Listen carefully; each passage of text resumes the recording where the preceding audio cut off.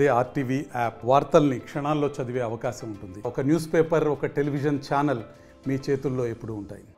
పాత్రికేయ మిత్రులకు, BCY party నాయకులు, కార్యకర్తలు, పెద్దలందరికీ పేరు పేరున హృదయపూర్వక నమస్కారాలు తెలియజేస్తూ, గత 4-5 నెలల క్రితము తెలంగాణ రాష్ట్రం ఖమ్మం జిల్లాలో స్వర్గీయ ఎన్టీ రామారావు గారికి సంబంధించిన ఒక విగ్రహ ఏర్పాటుకు సంబంధించి ఆయన విగ్రహాన్ని శ్రీకృష్ణుడి రూపంలో ఏర్పాటు చేస్తున్నారని తెలిసి గతంలో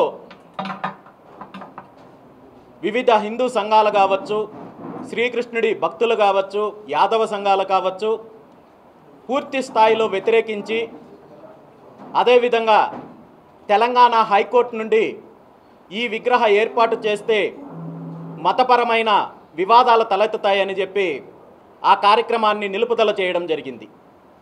అయితే అదే పరిస్థితి గత 2 రోజుల క్రితము ఆంధ్రప్రదేశ్ రాష్ట్రం గుంటూరు జిల్లా తక్కెళ్ళపాడు అనే ప్రాంతంలో కొంతమంది అధికార పార్టీకి సంబంధించిన వ్యక్తులు అదే మాదిరి శ్రీకృష్ణుడి రూపంలో ఉన్న ఎన్టీ రామారావు గారి విగ్రహావిష్కరణకి పూనుకోవడం జరిగింది.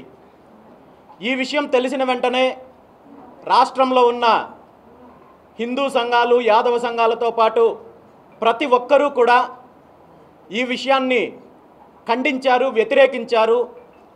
నేను నేరుగా ఆ గ్రామానికి వెళ్ళి అక్కడ నిర్వాహకులు ఎవరైతే ఉన్నారో వాళ్ళతో చర్చించి రామారావు గారి విగ్రహ ఏర్పాటుకు మేము వ్యతిరేకం కాదు, కానీ నటుడిని దేవుడి రూపంలో ప్రతిష్ఠిస్తే వివాదం అవుతుంది, ఇబ్బంది అవుతుంది అనే విషయాన్ని నచ్చజెప్పినప్పటికీ కూడా నిర్వాహకులు వినే పరిస్థితుల్లో లేనప్పుడు దీని మీద స్పష్టమైన ప్రకటన కూడా చేయడం జరిగింది. అయితే ఆ రోజు రాత్రి కొంతమంది తెలుగుదేశం పార్టీకి సంబంధించిన స్థానికులు కావచ్చు, అదేవిధంగా పోలీస్ అధికారులు నాకు ఫోన్ చేసి ఈ విగ్రహావిష్కరణ కార్యక్రమము వాయిదా వేస్తున్నాము, ఇందులో ఎటువంటి గొడవ లేదు, వివాదాస్పదం లేదనే విషయాన్ని తెలియజేశారు.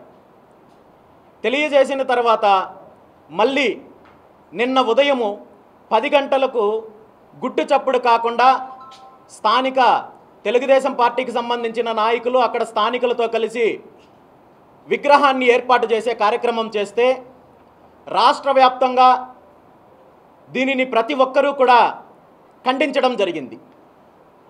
రాష్ట్ర వ్యాప్తంగా ఉన్న హిందూ సంఘాలు, యాదవ సంఘాలు, శ్రీకృష్ణుడి భక్తులందరూ కూడా ఈ అంశాన్ని వ్యతిరేకించడం జరిగింది. జరిగిన తర్వాత నిన్న విశాఖపట్నం నుండి చలో తక్కెళ్ళపాడు అనే కార్యక్రమానికి పిలుపునివ్వడం జరిగింది. ఏదైతే వివాదాస్పద విగ్రహం ఏర్పాటు చేశారో ఆ విగ్రహాన్ని అదే ఏ చెరువు గట్టుపైనైతే నిర్మించారో అదే చెరువులో నిమజ్జనం చేసే కార్యక్రమం చేస్తామని చెప్పి పిలుపునిచ్చిన తర్వాత కొంతమంది పెద్దలు ఆ గ్రామస్తులతో, నిర్వాహకులతో చర్చించి ఆ విగ్రహాన్ని తొలగించి ఎన్టీ రామారావు గారి యొక్క మరో విగ్రహాన్ని అక్కడ ఏర్పాటు చేయడం జరిగింది. ఈ కార్యక్రమాన్ని చేసిన నిర్వాహకులు ఎవరైతే ఉన్నారో, గ్రామస్తులు ఎవరైతే ఉన్నారో వాళ్ళందరూ కూడా ఈ సమస్యను అర్థం చేసుకొని ఎటువంటి వివాదం లేకుండా ఈ కార్యక్రమానికి పూనుకున్న ప్రతి ఒక్కరికి కూడా ప్రత్యేకంగా ధన్యవాదాలు తెలియజేస్తున్నాను. దాంతోపాటు అక్కడ గ్రామస్తులను, నిర్వాహకులను, స్థానికంగా ఉంటున్న అధికార పార్టీకి సంబంధించిన ఎమ్మెల్యే కావచ్చు, మిగిలిన నాయకులు కావచ్చు, రెచ్చగొట్టే ప్రయత్నం చేసి ఎవరు ఎన్ని రకాలుగా అభ్యంతరం పెట్టినా మేము అధికారం ఉంది కాబట్టి మేమేమైనా చెయ్యగలమనే విధంగా రెచ్చగొట్టినప్పటికీ కూడా చివరిలో ఈ అంశానికి సంబంధించి రాష్ట్ర మంత్రి నారా లోకేష్ గారు ఎటువంటి బేసిసాలకు పోకుండా ఇందులో చొరవ తీసుకొని ఆ విగ్రహాన్ని తొలగించి ఎన్టీ రామారావు గారి నిజమైన విగ్రహాన్ని ఏర్పాటు చేయడానికి సహకరించిన మంత్రి నారా లోకేష్ గారికి ప్రత్యేకంగా ధన్యవాదాలు తెలియజేస్తున్నాను. ఈ అంశంలో రాష్ట్ర వ్యాప్తంగా కాకుండా పక్క రాష్ట్రం తెలంగాణ రాష్ట్రం కావచ్చు, మిగిలిన అనేక ప్రాంతాల నుండి శ్రీకృష్ణుడు భగవానుడు శ్రీకృష్ణుడిని ఒక నటుడిని దేవుడి రూపంలో చూపించడం కరెక్ట్ కాదని ఎవరైతే దీన్ని వ్యతిరేకించారో, ఈ ఉద్యమానికి మద్దతు పలికారో, దీన్ని అక్కడ తొలగించడానికి ఈ చేసిన ప్రయత్నంలో సహకరించిన ప్రతి ఒక్కరికి కూడా, యాదవ సంఘ పెద్దలకు కావచ్చు, హిందూ సంఘ పెద్దలకు కావచ్చు, ప్రతి ఒక్కరికి కూడా ధన్యవాదాలు తెలియజేస్తూ, ఇలాంటి వివాదము మళ్ళీ భవిష్యత్తులో జరగకుండా చూసుకోవాల్సిన బాధ్యత ప్రభుత్వానికి ఉందని చెప్పి కూడా ఈ సందర్భంగా తెలియజేస్తున్నాము. ఇక్కడ ఎన్టీ రామారావు గారి విగ్రహ స్థాపనకు కానీ ప్రతిష్టకు కానీ ఇక్కడ ఎవరికీ అభ్యంతరం లేదు. ఆయన గొప్ప నటుడు కావచ్చు, ఆయన ఒక పార్టీ అధ్యక్షుడు కావచ్చు, పార్టీ వ్యవస్థాపక అధ్యక్షుడు కావచ్చు, ఈ రాష్ట్రానికి ముఖ్యమంత్రిగా చేసిండొచ్చు. కానీ శ్రీకృష్ణ భగవానుడిని ఆయన రూపంలో చూపిస్తే ఇది రాబోయే తరాలకు ఒక తప్పుడు సంకేతం వెళ్తుంది. నటుడి రూపంలో దేవుణ్ణి చూపిస్తే ఈ దేవుడి వేషం వేసిన ప్రతి నటుడికి రేపు పొద్దున్నే విగ్రహాలు పెట్టే అవకాశం ఉంది.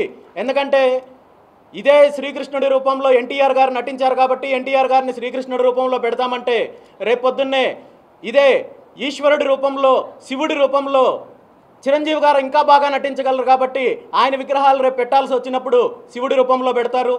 లేదంటే అమ్మవారిగా రమ్యకృష్ణ లాంటి నటులు చాలా బాగా నటించారు కాబట్టి అమ్మవారి విగ్రహం పెట్టాల్సి వచ్చినప్పుడు రమ్యకృష్ణ గారి రూపంలో, లేదా వెంకటేశ్వర స్వామిగా సుమన్ గారు చాలా బాగా నటించారు కాబట్టి సుమన్ గారి విగ్రహాలను తీసుకొని వచ్చి పెట్టడం, ఇలా ఒక రకమైన విష సంస్కృతికి నాంది పలుకుతున్నారు. కాబట్టి దీన్ని ఇక్కడతో ఆపాలని చెప్పి తెలియజేశాము.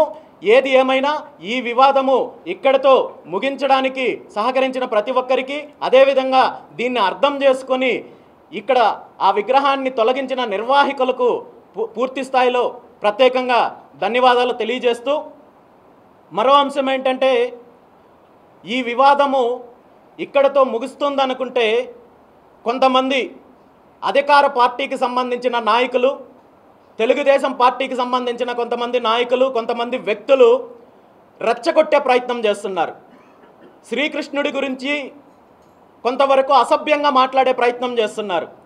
5000 సంవత్సరాలకు ముందు శ్రీకృష్ణుడు మీకు కనబడ్డా?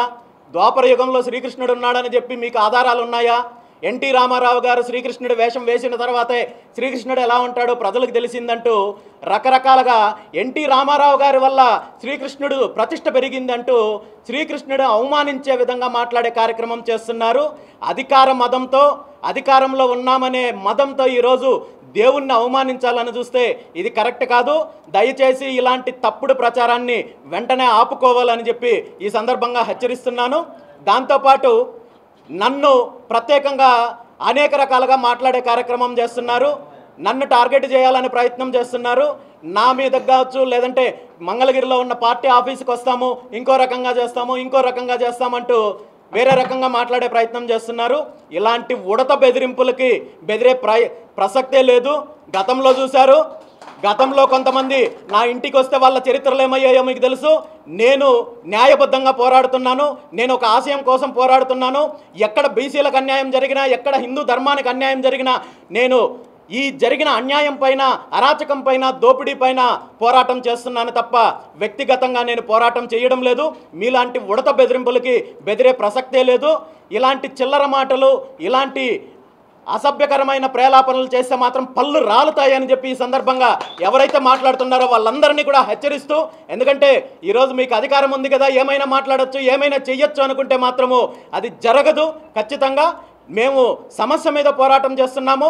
ఎవరి వల్ల అయితే సమస్య వచ్చిందో వాళ్ళు దాన్ని అర్థం చేసుకొని దాన్ని సరిదిద్దుకున్నప్పటికీ కూడా ఇలాంటి రెచ్చగొట్టే ప్రయత్నం చేస్తే మాత్రము మరో రకంగా సమాధానం ఇవ్వాల్సి వస్తుందని చెప్పి ఈ సందర్భంగా తెలియజేస్తూ, ఏది ఏమైనా రాష్ట్రంలో 2 తెలుగు రాష్ట్రాల్లో రాబోయే రోజుల్లో బీసీల తరపున, అదేవిధంగా బీసీలకు జరుగుతున్న అన్యాయం పైన, ప్రభుత్వాలు బీసీలకు ఇచ్చి మాట తప్పి ఏ విధంగా మోసం చేస్తున్నారో వీటిపైన బీసీవై పార్టీ ఖచ్చితంగా పోరాటం చేస్తుంది.